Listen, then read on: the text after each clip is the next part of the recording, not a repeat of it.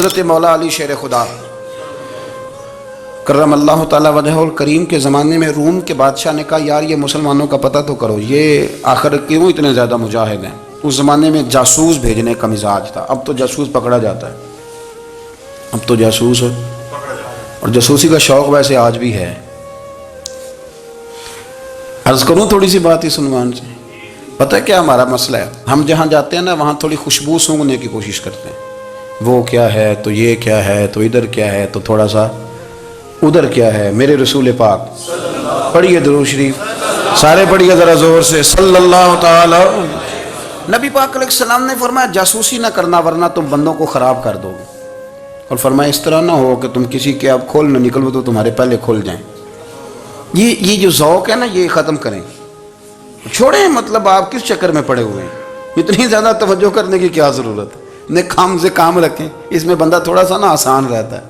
یہ جو بہت زیادہ ٹٹولنے والے لوگ ہوتے ہیں نا وہ بیچارے پھر عمر ٹٹولتے ہی گزار دیتے ہیں، اس لیے کہ مزاج ہی بہت پکا ہے، بوری کا منہ کھول کے اندر تک ہاتھ ڈالنا، تو پھر کئی دفعہ سامنے سے بچھو بھی لڑ جاتا ہے، خرابی ہوتی ہے۔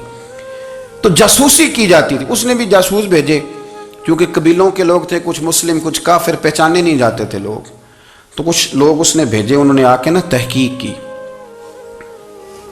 ریسرچ کری کہ آخر ماجرا کیا ہے۔ تو واپس جا کے انہوں نے رپورٹ دی نا روم کے بادشاہ کو، اس رپورٹ کا ایک جملہ بڑا شاندار ہے، وہ کہنے لگا بادشاہ ہمیں مسلمانوں کی کوئی سمجھ نہیں آئی،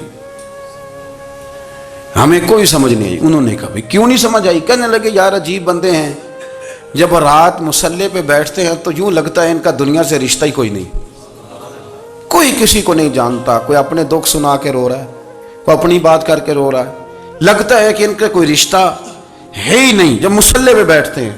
اور فرمایا جب سویرے یہ جہاد کرنے نکلتے ہیں تو لگتا ہے ان سے زیادہ دلیر ہی کوئی نہیں، حالانکہ جو مسلحوں پہ رونے دھونے کے لوگ ہوتے ہیں وہ کئی دفعہ جہاد میں کام نہیں کرتے، لیکن عجیب لوگ ہیں کہ رات کے راہب ہیں دن کے مجاہد ہیں، کوئی سمجھ نہیں آتی۔ میرے عزیز ان لوگوں نے مسلح آباد کر کے رکھا، تلاوتیں ان کا ذوق رہی، منظر روز پڑھنا، اسباق پڑھنا، وظائف پڑھنا، یہ ان کا ذوق رہا۔